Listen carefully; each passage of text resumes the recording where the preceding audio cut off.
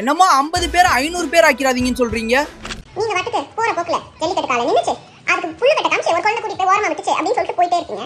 உங்களோட கட்சியில இருக்க பாதி பேர் மைனர் ஆளுங்க. நானும் போய் புல்லு கட்ட காட்டுறேன்னு சொல்லி ஏதாச்சும் ஒண்ணு கணக்கு ஆயிடுச்சுன்னா என்ன பண்றது? உண்மையிலேயே அவேர்னஸ் கிரியேட் பண்றதுதான் உங்க இன்டென்ஷன்னா தளபதி விஜய் சொன்னது முழுக்க முழுக்க ஒரு கற்பனை கதை. சோ அதை நம்பி சின்ன பசங்க யாரும் ஜல்லிக்கட்டு காளைகள் முன்னாடி போய் நின்றாதீங்க அப்படின்னு சொல்லியிருந்திருக்கலாம். ஆனா நீங்க அதை விட்டுட்டு என்னென்னமோலாம் பேசுறீங்க. அது என்ன சொன்னீங்க? ஏதாச்சும் ஒண்ணு கணக்கு ஆயிடுச்சுன்னா என்ன பண்றது? 50 இருக்கட்டும், 500 ஆக்கிடாதீங்க. இல்ல தெரியாம தான் கேக்குறேன். கரூர்ல நடந்த 41 பேர் மரணத்துக்கு எங்க அண்ணன் தான் காரணம்னு கோர்ட் எதுவும் ஜட்ஜ்மெண்ட் கொடுத்துச்சா, இல்ல அங்க இருந்த எல்லாரையும் அவர் தான் கொன்னாருன்னு சிபிஐ எதுவும் ரிப்போர்ட் சப்மிட் பண்ணிச்சா?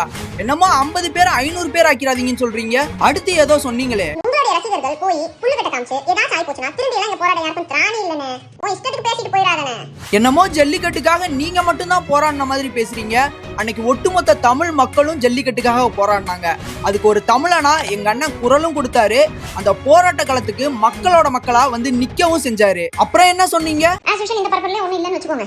அப்படியா? அப்ப இதெல்லாம் போதைப் பொருட்கள் இல்லாத தமிழகம் உருவாக்கப்படும். மாவட்ட கலெக்டர்கள் மற்றும் எஸ்பிக்களில் பாதி பெண்களாக இருக்கும்படி செய்வோம். மலை கிராமங்களில் அரசு ஆரம்ப சுகாதார நிலையங்கள் பிரசவம் பார்க்கும் வசதியுடன் அமைக்கப்படும். சோ நாங்க சரியா தான் பேசுறோம், நீங்க தான் ட்ரெண்ட் ஆகணும்ன்றதுக்காக இஷ்டத்துக்கு பேசுறீங்க.